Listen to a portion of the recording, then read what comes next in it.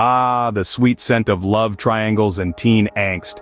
Welcome to the wild world of Zack Morris, who can turn even the simplest of situations into an absurd circus.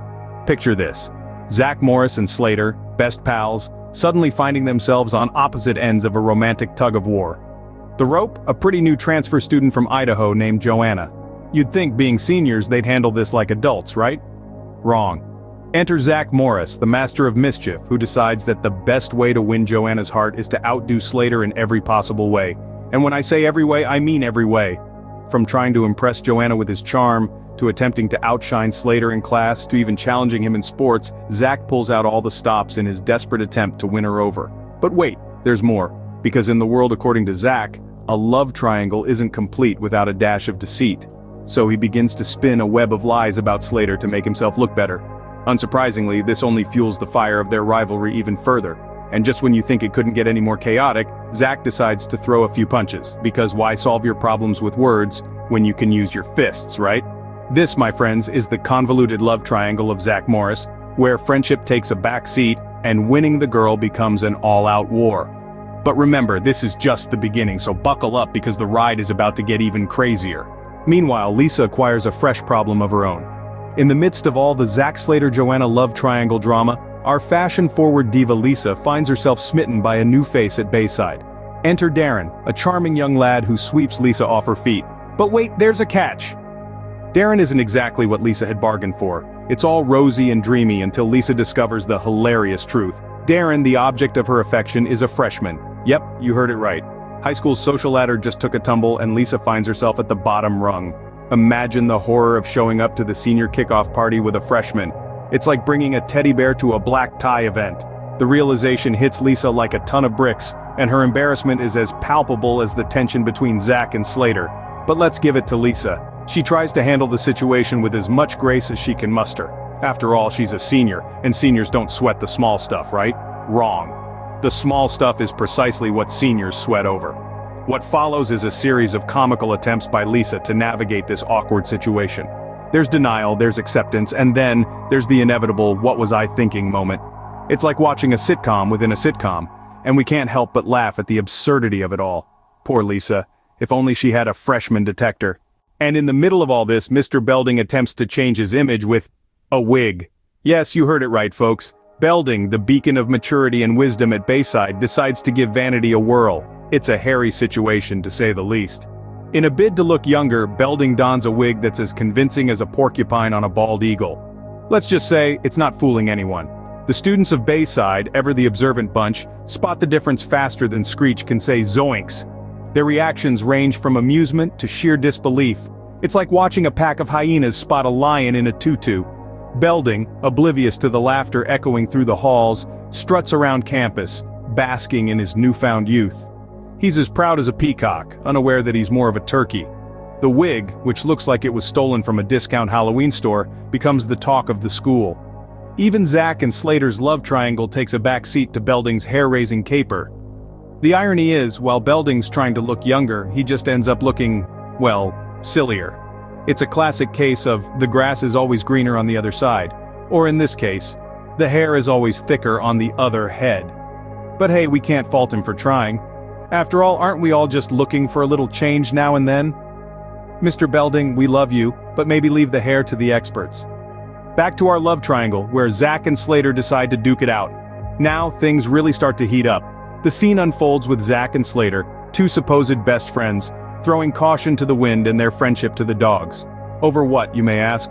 A pretty new transfer student from Idaho named Joanna. Ah, the classic tale of two bros, one girl.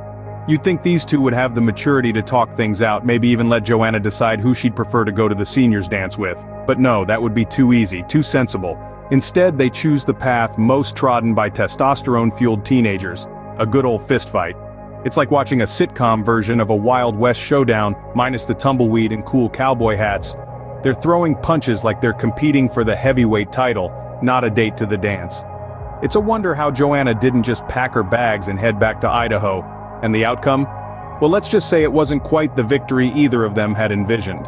Joanna, being the sensible person in this equation, decides she'd rather not go to the dance with either of them.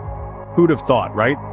So in the end, the only things bruised were their egos and maybe a cheekbone or two. Oh, and their friendship, of course. Joanna, on the other hand, probably had the time of her life at the dance, free from the shackles of this ludicrous love triangle. So who won the girl? Well, let's just say it wasn't the ones throwing punches. And now the moment we've all been waiting for, the unraveling of Zack Morris's true colors. We've seen Zack Morris in typical form throughout this episode. Let's do a quick recap.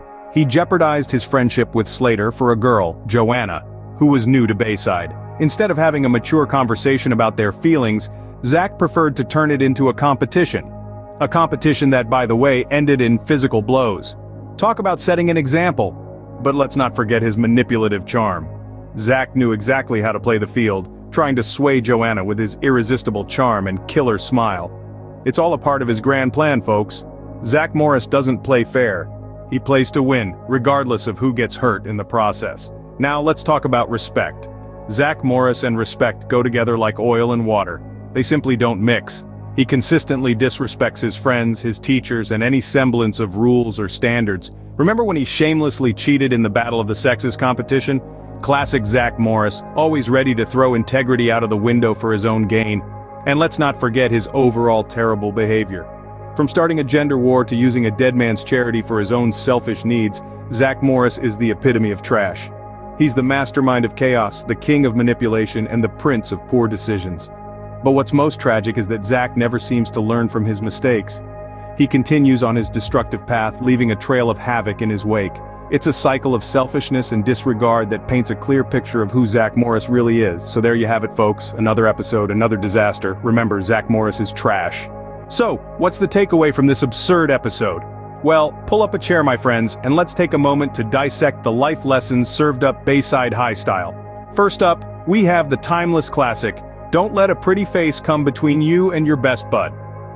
Zack and Slater should have known better, but instead, they decided to duke it out over Joanna, the new girl from Idaho. The result? A friendship strained, a dance ruined, and a punch to the face. Not quite the senior year kickoff anyone would hope for, huh? Then there's Lisa's predicament. Now she discovers that her dreamy date for the senior kickoff party is a, drum roll please, freshman. The horror. The lesson here? Always ID your date, folks. And maybe avoid judging a book by its cover, or in this case, a freshman by his age. Lastly, we have Mr. Belding, our dear principal, who thought sporting a wig would make him cooler. The takeaway? Embrace your baldness, folks. A wig isn't fooling anyone, especially not a bunch of high school students. But let's not forget the ultimate lesson. Zack Morris is a masterclass in how not to be a human. From his manipulative tactics to his disregard for his friends' feelings, he's the epitome of, well, trash. And yet somehow we can't help but tune in, week after week, to see what ludicrous scheme he'll cook up next. And there you have it, folks. Another day, another lesson learned in the most absurd way possible. Until next time.